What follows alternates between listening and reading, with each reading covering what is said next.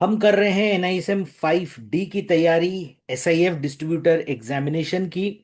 चलिए हम स्टार्ट करते हैं चैप्टर नंबर 6, जो कि है fund distribution and channel management practices.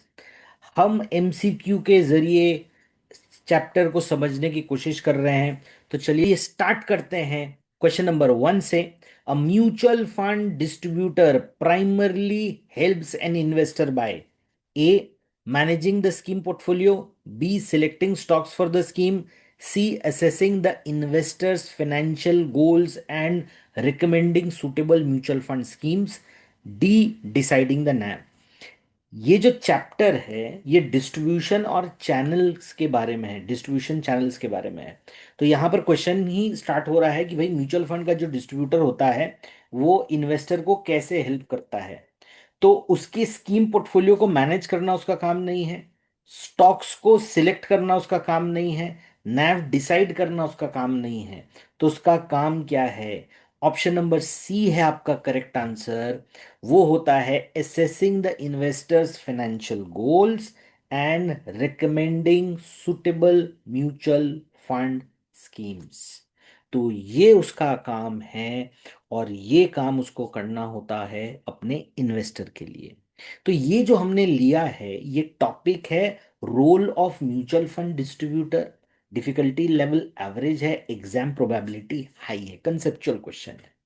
Question number 2, which of the following is not a recognised mutual fund distribution channel.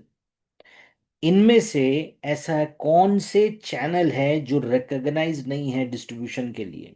A banks, ये recognised distribution channel है। B stock brokers, ये recognised है। सी NBFC, ये भी recognised है। Banks mutual fund distribute करते हैं, stock brokers mutual fund distribute करते हैं, NBFCs म्यूचुअल फंड डिस्ट्रीब्यूट करती हैं। तो बचा क्या? Credit rating agencies are not suppose to sell mutual fund. उनका काम नहीं है डिस्ट्रीब्यूशन करना। So the correct answer is option number D. Again ये टॉपिक जो है डिस्ट्रीब्यूशन चैनल से लिया गया है, डिफिकल्टी लेवरेज है, और ये क्वेश्चन टाइप डायरेक्ट है, डायरेक्ट डिस्ट्रीब्यूशन चैनल के बारे में आपसे पूछ रहा है। Question number 3, which certification is mandatory for becoming a mutual fund distributor? NISM series 8, NISM series 5A, NISM series 21A, या NISM सीरीज 10A। तो अगर आपको म्यूचुअल फंड डिस्ट्रीब्यूटर बनना है, ओनली म्यूचुअल फंड डिस्ट्रीब्यूटर बनना है, तो आपको NISM सीरीज 5A क्लियर करना पड़ेगा, जो कि है आपका ऑप्शन नंबर बी। सो ये टॉपिक लिया गया है एलिजिबिलिटी टू बिकम डिस्ट्रीब्यूटर से। डिफिकल्टी लेवल ठीक ठाक है, एग्जाम प्रोबेबिलिटी हाई है, क्वेश्चन आपका डायरेक्ट है। अब अगर आप इस एग्जामिनेशन को, जो कि है NISM सीरीज 5D, एक बार में अगर आप क्लियर करना चाहते हो, आपके पास में टाइम नहीं है, तो हम लॉन्च करने जा रहे हैं 1500 MCQ का कोर्स। और 1500 MCQ के साथ में कुछ बोनसेस भी होंगे। एंड ये अभी प्री लॉन्च स्टेज पे है, तो ये आपको मिल रहा है ओनली 999 पे। उसके लिए आपको यूज करना पड़ेगा कूपन कोड SIF999। एंड अगले कुछ दिनों में ही ये लाइव हो जाएगा बीटा वर्जन। जो जो परचेज कर रहा है उनके लिए जैसे जैसे कंटेंट ऐड हो रहे हैं वो उस कंटेंट को एक्सेस भी कर पा रहे हैं। तो ऐसा नहीं है कि अभी आप जीरो कंटेंट पे हो, कंटेंट लगातार अपलोड होते हुए चल रहे हैं। एंड जिन्होंने ऑलरेडी परचेज कर लिया है उन्होंने इसका फायदा उठाना भी स्टार्ट कर दिया है। तो प्री बुक ऑफर में कोर्स को परचेज करने का लिंक आपको नीचे डिस्क्रिप्शन बॉक्स पे मिल जाएगा। चलिए आगे बढ़ते हैं। Question number 4, arrange the correct sequence of becoming a mutual fund distributor. हमें म्यूचुअल फंड डिस्ट्रीब्यूटर बनने के सीक्वेंस को अरेंज करना है। पहला कहता है ऑब्टेन NISM सर्टिफिकेट, फिर कहता है कंप्लीट KYD, फिर बोलता है ऑब्टेन ARN, फिर आता है empanel with AMC।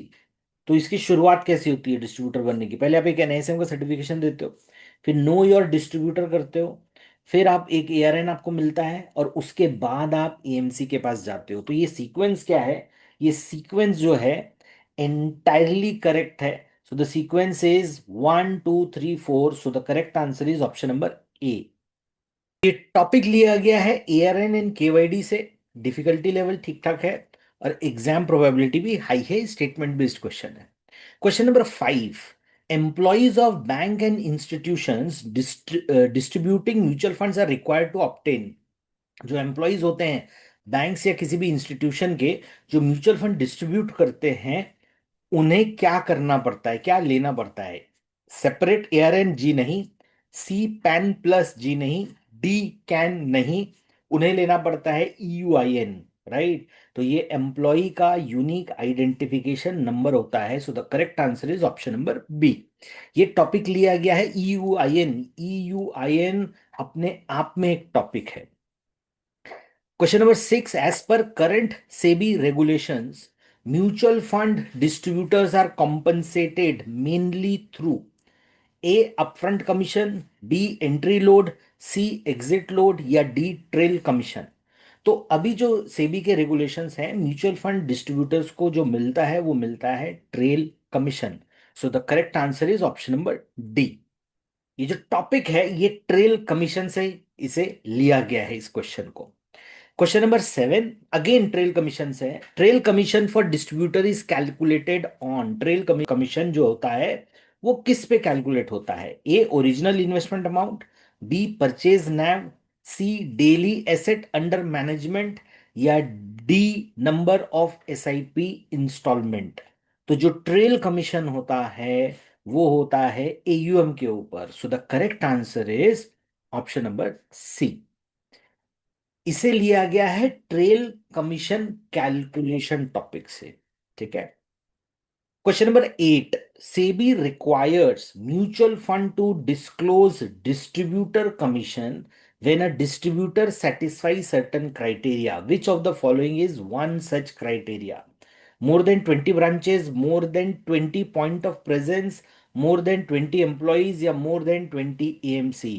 Mutual fund distributor जो अपनी डिस्क्लोज करते हैं वो होता है option number B, more than 20 point of presence.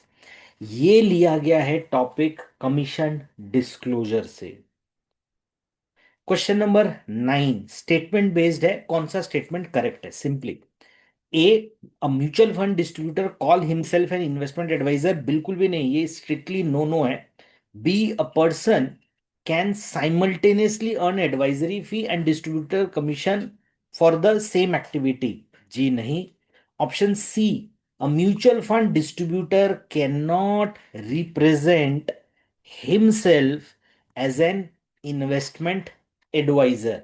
एक म्यूचुअल फंड डिस्ट्रीब्यूटर जो होता है वो अपने आप को इन्वेस्टमेंट एडवाइजर नहीं रिप्रेजेंट कर सकता। ये करेक्ट आंसर है option number C.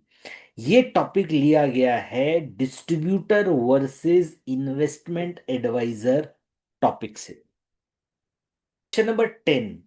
If an investor voluntarily changes the distributor, what happens to the trail commission immediately after the change? एक जो इन्वेस्टर होता है अगर उसने खुद से एक डिस्ट्रीब्यूटर चेंज के लिए अप्लाई किया है तो ट्रेल कमीशन के साथ क्या होता है? A, old distributor continues to receive commission. जी नहीं। New distributor immediately starts receiving commission. जी नहीं। Both distributor receives commission for 6 months. जी नहीं। ऑप्शन डी को देखिए, no commission is payable immediately. पहले तो कोई कमीशन आपको मिलेगी नहीं। Payment to the new distributor may begin only after prescribed cooling off period under applicable guidelines, जो कि आज की डेट में है 1 ईयर। जो कि है आज की डेट में option number D is 1 year. Right. So दोस्तों ये लिया गया है चेंज ऑफ डिस्ट्रीब्यूटर टॉपिक से। इस एमसीक्यू के जरिए आपने इस बार किस किस टॉपिक को कवर किया है? Role of mutual fund distributor, types of distribution channel, online platform, NISM series 5A certification, KYD, ARN, UIN, AMC empanelment process, trail commission and its calculation, commission disclosure, due diligence by AMC, distributor versus investment advisor, nomination of distributors, change of distributor rules, ये सारी चीजें जो हैं कहीं ना कहीं हमारे MCQ पर आई हैं। तो आप अगर 5D की तैयारी कर रहे हैं या किसी भी NISM की तैयारी कर रहे हैं तो इस चैनल को लाइक, सब्सक्राइब और शेयर जरूर कीजिए। और अगर आपका एग्जाम बहुत आसपास में है और आप एग्जाम की तैयारी करना चाहते हैं तो हमने फ्री 150 कोर्स रियल फील भी बना के रखा है, उसका लिंक भी आपको नीचे डिस्क्रिप्शन बॉक्स में मिल जाएगा।